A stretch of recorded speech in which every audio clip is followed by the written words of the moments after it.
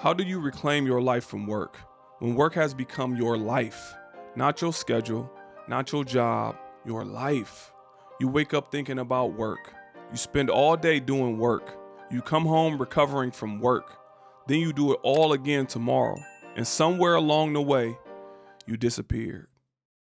I'm Cyrus Ausar. I run a burnout recovery center, and after more than 1,000 sessions, I've noticed something surprising.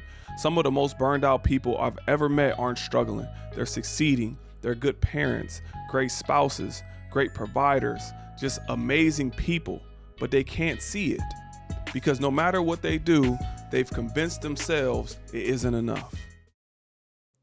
It usually starts with good intentions. You want to provide, you want to advance your career, you want to take care of your family, you want to build something meaningful. So you work harder, then a little harder, then a little harder than that. And eventually, everything else starts disappearing. The hobbies disappear, the friendships disappear, the creativity disappears, the spontaneity disappears, the fun, you get the point. Not because you chose to get rid of them, but because work became the priority. And every time life got busy, those things were the first things you sacrificed. Let me ask you something. What do you do for fun? Not what do you do for work? Not what do you do for your spouse? Not what do you do for your children? But what do you do for fun? What excites you? What energizes you? What makes you feel alive? If that question is difficult to answer, you may not just be burned out. You may be disconnected from yourself. I see this all the time. People become teachers, then they're only teachers. People become executives, then they're only executives. People become business owners, then they're only business owners. People become parents. Once again, you get the point. The role becomes so large that the person disappears. And that's what's dangerous, because when your entire identity is tied to one role, every problem in that role feels like a problem with you. Every criticism feels personal. Every failure feels personal. Every setback feels personal because you stop separating what you do from who you are. What's ironic is I run a burnout recovery center. I help people identify burnout every day, and I almost missed it happening to myself. Not because I was in a bad mental space, not because I was depressed, not because life was falling apart. Actually, things was going well. The center was growing. I was helping people. The mission was moving forward. But somewhere along the way, work slowly started replacing the things that I enjoyed. I love going on walks at the park, playing basketball, taking random trips, getting in the car and just driving in one direction and seeing where life takes me. Working out, trying different restaurants, experiencing life as a whole. But I got so focused on helping people that I slowly stopped doing those things. Not all at once, little by little. And that's what makes burnout so dangerous. Most people don't feel it immediately. It accumulates. One missed hobby, one skipped workout, one canceled trip, one less things that bring you joy. And before you know it, weeks have gone by. I remember looking up one week realizing I haven't done anything I actually enjoy in weeks. That's when it hit me. Not burnout itself, because after more than 1,000 sessions, I know how this works. Nobody wakes up one morning and suddenly becomes burned out. The momentum builds quietly. Then one day you look up and wonder why you're exhausted, disconnected, frustrated, or stuck. It's kind of like gaining weight. You gain a pound here, a pound there. You don't notice it happening. Then one day you're convinced somebody shrunk your clothes in a dryer. Burnout works the same way. So before it can take hold, I did what I teach everyone else to do. I created a plan. And once I created that plan, I stopped negotiating with it.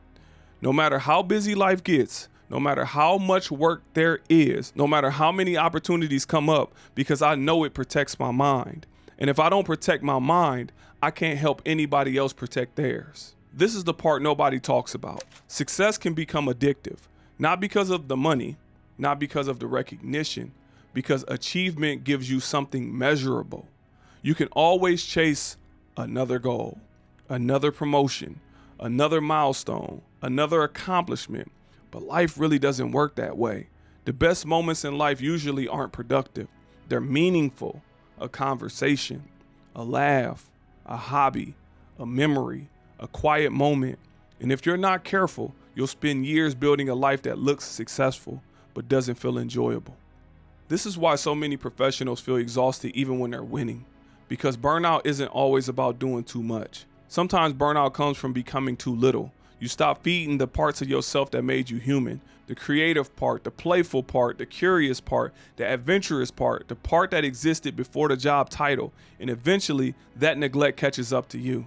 Some people aren't burned out because they're working too much. They're burned out because they've forgotten who they are outside of work. And if you're listening to this and realizing some of this sounds familiar, that's exactly why I created the Burnout Identifier Questionnaire.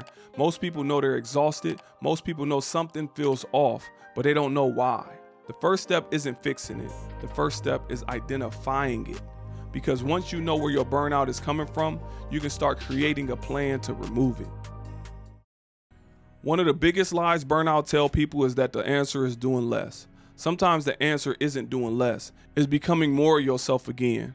The moment people reconnect with the things that give them joy, something changes. They laugh more, they become more patient, they think more clearly, they show up better at work, they show up better at home.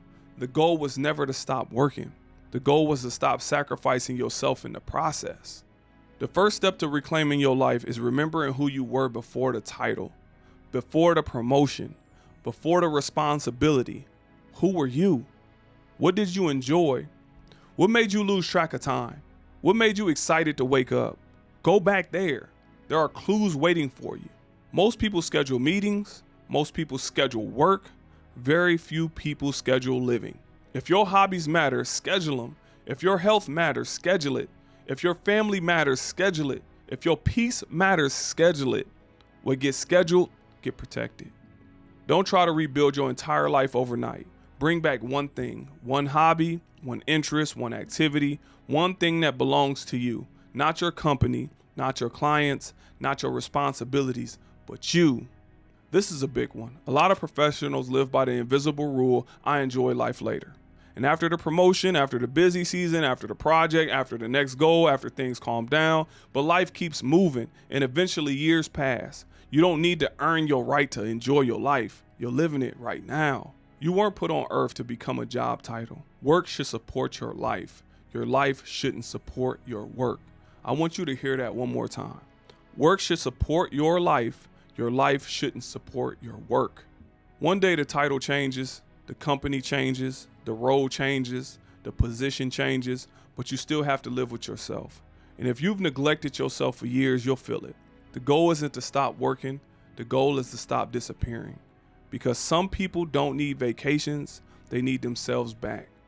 Some people are burned out, some are just mentally overloaded. You may be dealing with burnout. The first step is figuring out where the burnout is actually coming from. Is it work? Is it pressure? Is it overthinking? Is it compassion? Or is it you've completely lost yourself in responsibility? Comment reset and I'll send you my free burnout check-in workbook and burnout identifier questionnaire. They're designed to help you identify where your burnout is coming from so you can stop guessing and start getting clarity. Because once you know the source of burnout, you can start creating a plan to remove it. You don't need more pressure, you need more clarity.